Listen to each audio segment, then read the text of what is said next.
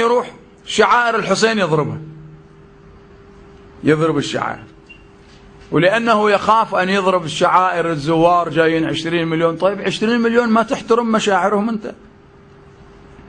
فأول ما يروح على التطبير، يهاجم التطبير، والتطبير هو أصدق مأتم للحسين سلام الله عليه. ما في أصدق من التطبير مأتم لسيد الشهداء. وعدنا تأملات في التطبير وراح تجينا إن شاء الله في المستقبل، ونلاحظها حتى الرؤية الفقهية للتطبير راح تشوفوها أنه لا يحق لأحد أن يحرم التطبير، ما له حق أن يحرم التطبير. تحريم التطبير بدعة وضلالة وفي قعر جهنم، لأنك عندما تحرم شيء أصله الإباحة، الأصل مباح، تقول هذا فيه ضرر، قالوا ضرر، طيب الضرر مو فقط التطبير. الصلاة إذا تضرك لازم تصلي من جلوس، الصيام إذا ضرك يسقط الصيام عنك، ليش تروح للتطبير فقط؟ بعدين شافوا هاي ما تمشي، قالوا لا هذا في ضرر على المذهب. يا عيني، وين موجود عندكم ضرر على المذهب؟ وين موجود ضرر على الإسلام؟ ومن الذي يحقق الضرر على الإسلام والمذهب يا سادتي؟ قالوا لأن الغربيين يضحكون علينا. يا سلام، وين واصلين أنتم في علمكم؟ يعني صاروا الغربيين الكفرة الأنجاس، اللي صار 9 سنين كهرباء ما معطينا أولاد النعل، تخليهم ميزان إليك؟ هذول تأمن فيهم أنت؟ مو اجونا قاعدة وعدنا وشفناهم. من يوم ما جيهم إلى الآن المشاكل تتراكم وما في مشكلة انحلت، ما في مشكلة انحلت. هذول يحلون مشاكلنا وتخاف منهم وخاف يضحكون علينا. وين احنا؟ وين رايحين؟ الله سبحانه وتعالى يقول لك أنت ميزان العالم لتكونوا شهداء على الناس، مو الناس شهداء عليكم. لا أنا أقول والله الغربيين يضحكون علي إذا طبروا، الغربيين يضحكون على صلاتي أيضا، يضحكون على الحج، يضحكون على الحسين، يضحكون على كل شيء، يضحكون على القرآن. يعني لازم أني أترك ويكون مستواي؟ هؤلاء لازم ما يضحكون علي؟ يعني حقيقة أحبتي سقوط في قعر الجحيم التفكير هذا. التطبير على الحسين أعظم مأتم لسيد الشهداء، لازم تقولها بقوة وتحكيها ولا تخشى أحد. من اللي تخافه أنت؟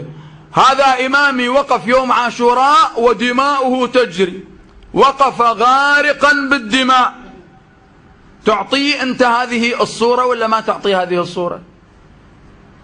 ثم واحد يسأل سؤال، أنت فقيه، عندما تفتي بحرمة التطبير ما هو الدليل اللي تعتمد عليه؟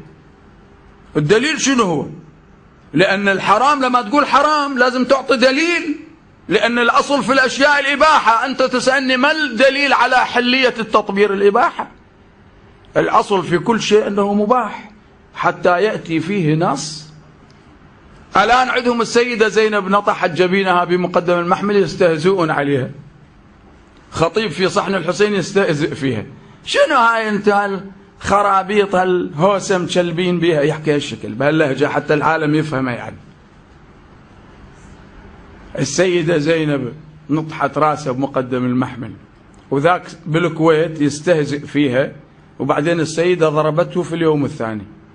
ما أقدر أنقل كلمته لأن يقول هي شنو السيدة زينب؟ هي كذا، وصف نوع من الحيوان على المنبر. والله العظيم ثاني يوم ضربت السيدة زينب.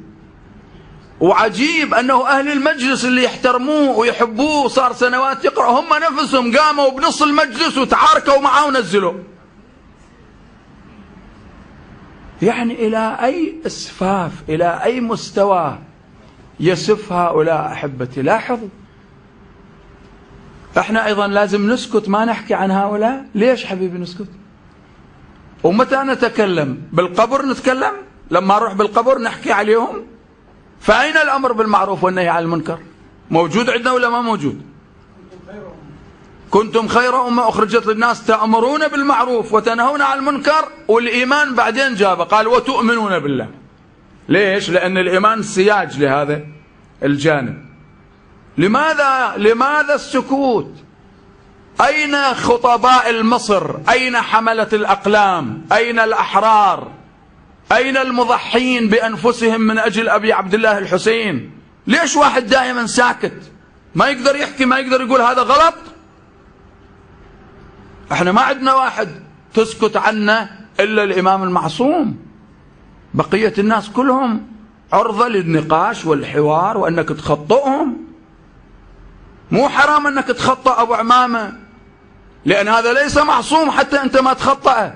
هذا بلاء يصير عليك وعلى الأمة كلها، خصوصا إذا دخل في عمق العقيدة وضرب العقيدة.